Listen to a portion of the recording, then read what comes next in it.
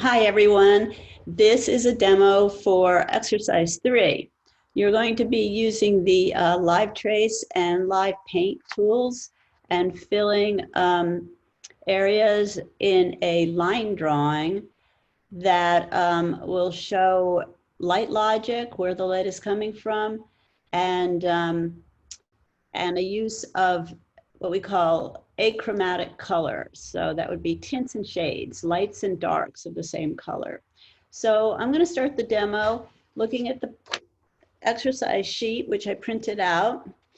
And so I'm going to be reading from it at first and then just proceed. I'll probably do this in 2 parts.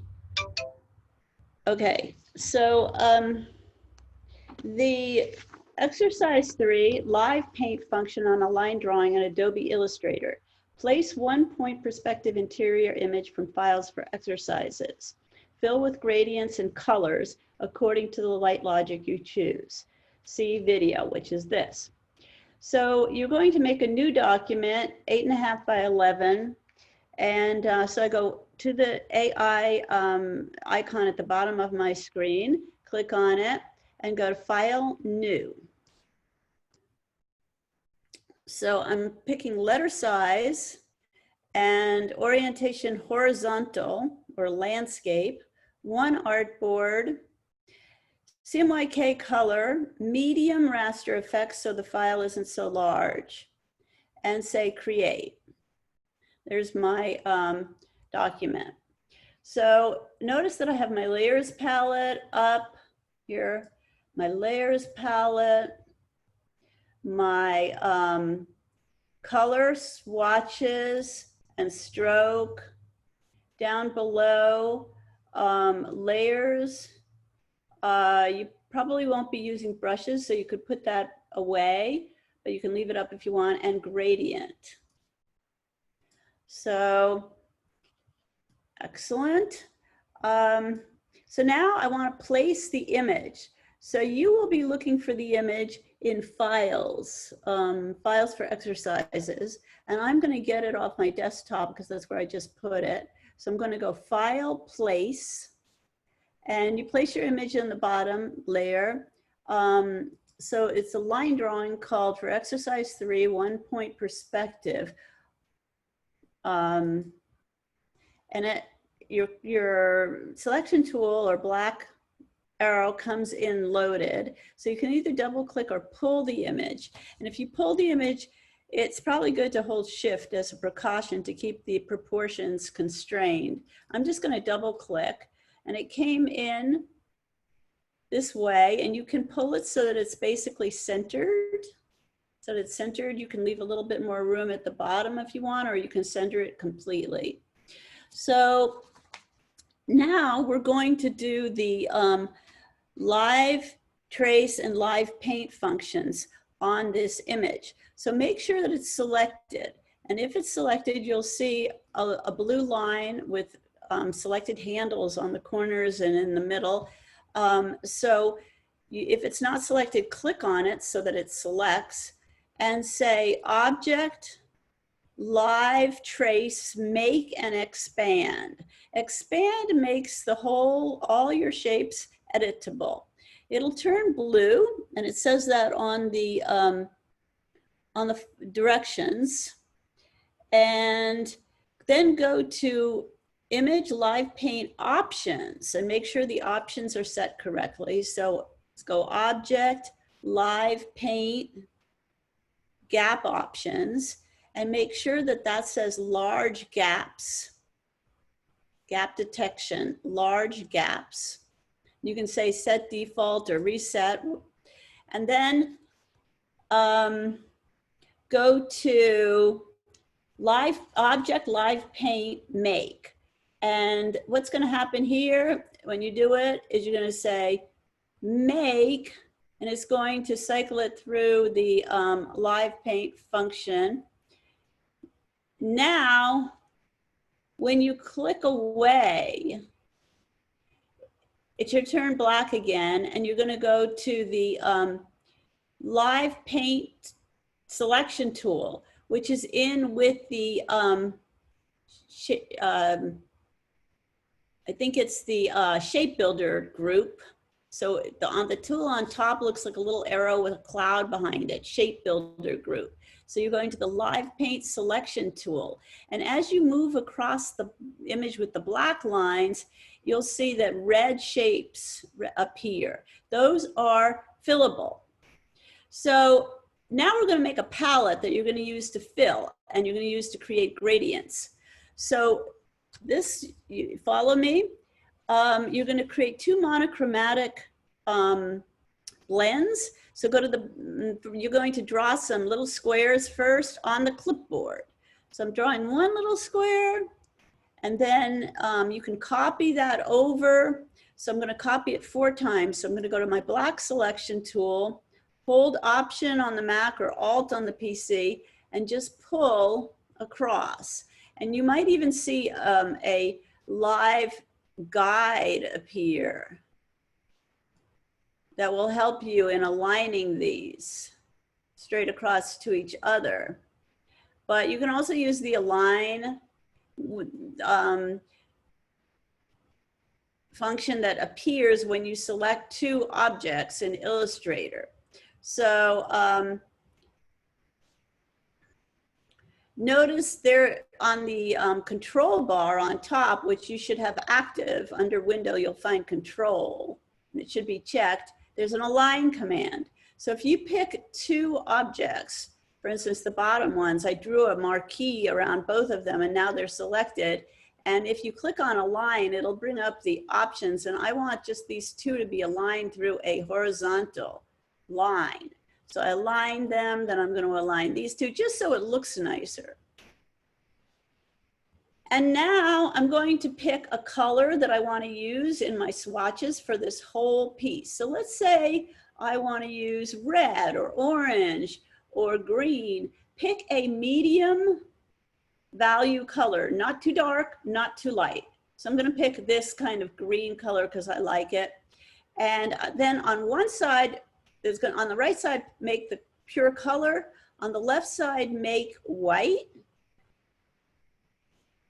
Then again on the left, now this time on the left side, you can even use the eyedropper tool, pick the pure color, and on the right side, leave it black.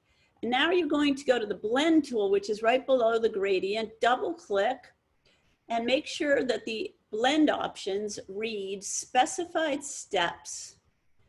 Put in 8 because you're making a blend of 10 steps that you can sample from. And say, okay. And now you can just use the blend tool. You're already on it, and click on the first one that you want, click on the second one. Now use the selection tool to deselect, deselect that blend, and then go to the blend tool again, click on the first one, click on the second one. The first group is called tints. They're all the light values of this color to white on the left. The second group are called shades. And so you go from the color to black.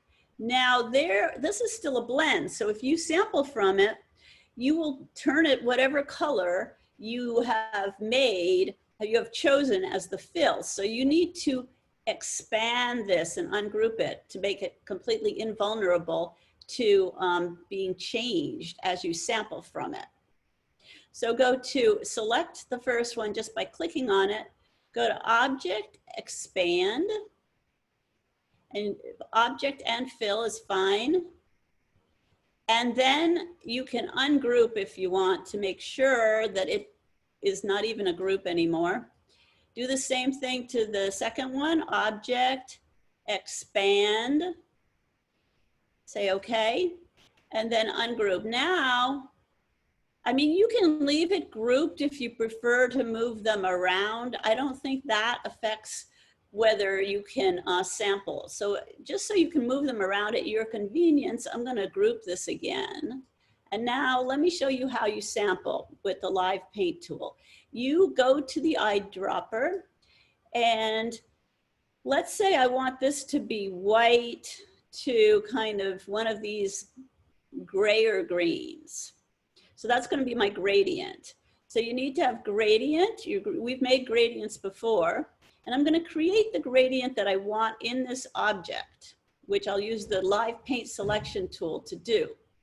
So I'm going to pull this color to the very end. Wait, I don't necessarily want that color. Let me see. I wanted white to a gray color. So I sample the color I want, this color, let's say.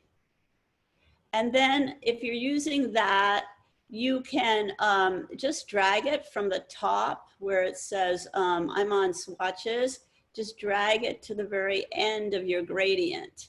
And now you have the gradient that you're going to use in here. Now, just to make sure that you don't lose that once you've created it, go to the new swatch. I've taught you how to do that already. Go to new swatch, say new gradient swatch, it'll put it in there.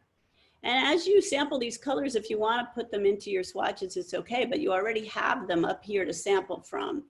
And now I'm going to go to the live paint selection tool, which is still up in my toolbar. It's still the top of the group because I've already used it once. And I'm just going to zap that gradient into this area. So, and click away so you can see what you did. And there it is. So you can go through and fill all the shapes with either solids, all sampled from these values that you've created up here at the top. You don't go into your swatches palette. You don't have to for other colors because we're using two achromatic blends of the same color.